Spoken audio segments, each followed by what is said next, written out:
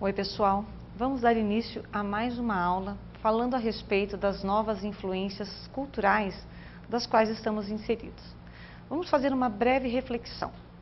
Há mais ou menos 20 anos atrás, os textos trabalhados na escola eram totalmente descontextualizados.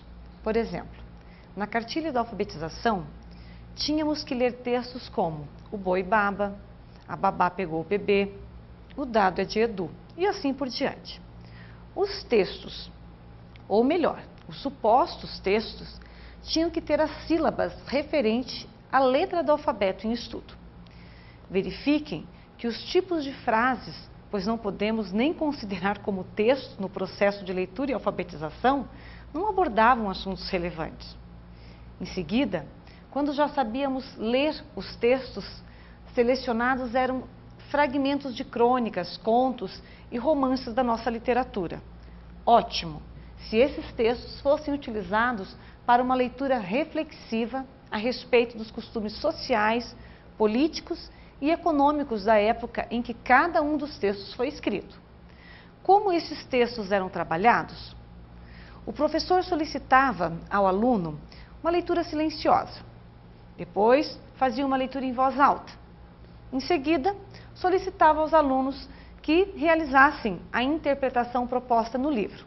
E por último, era realizada uma correção, mas sem nenhuma preocupação em trazer aquelas informações para a realidade dos alunos e principalmente situá-las para aquele contexto.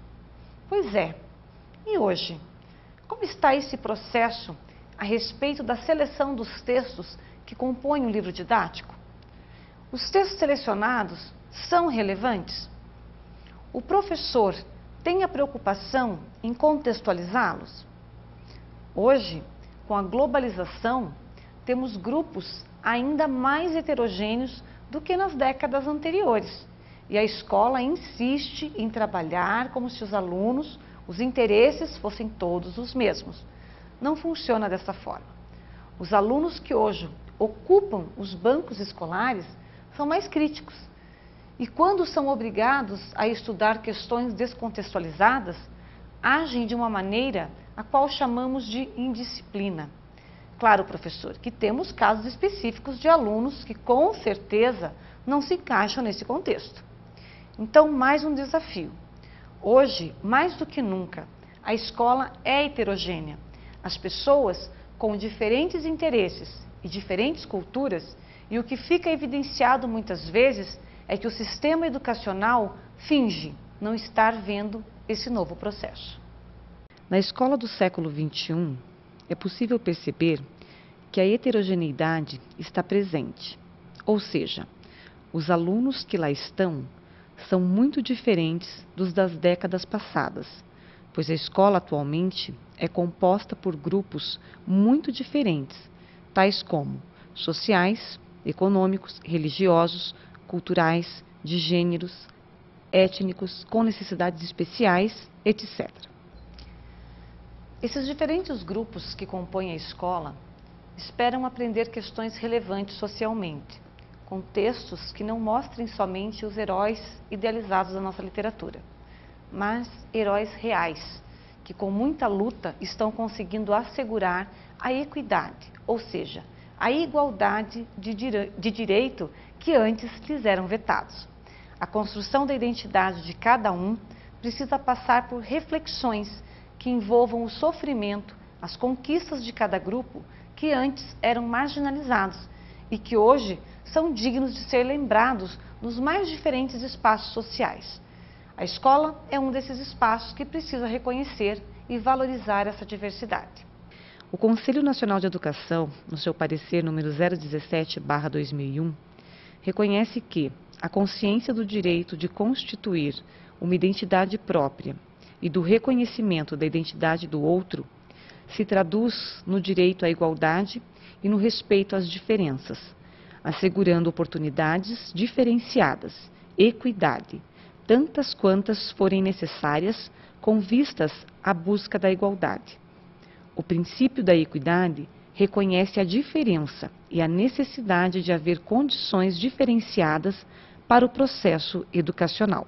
Trabalhar com a diversidade com o multiculturalismo é uma forma de criar laços de identidade entre as diferentes culturas.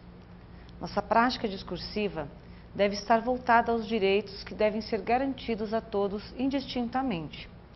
Segue no vídeo o link de uma entrevista de Muniz Sodré para a revista Salto, em que o tema do qual estamos falando é abordado de forma muito interessante.